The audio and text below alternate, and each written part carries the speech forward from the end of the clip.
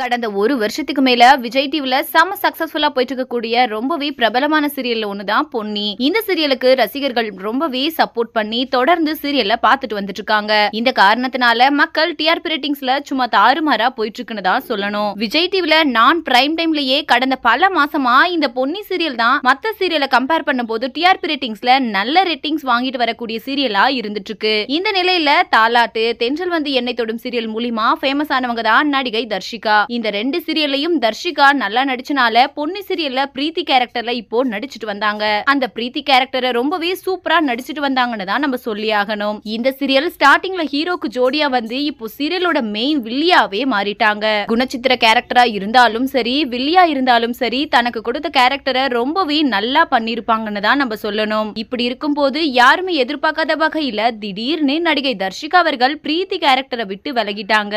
இதனால ரசிகர்கள் இப்போ சோகத்துல இருந்துட்டு இருக்காங்க. இந்த சீரியலை விட்டு நடிகை தர்ஷிகா அவர்கள் பிக் பாஸ்ல கலந்துக்க போற காரணத்தினால அவங்க பொன்னி சீரியல்ல இருந்து குவிட் பண்ணிட்டாங்கன்னு சொல்லிட்டு வராங்க.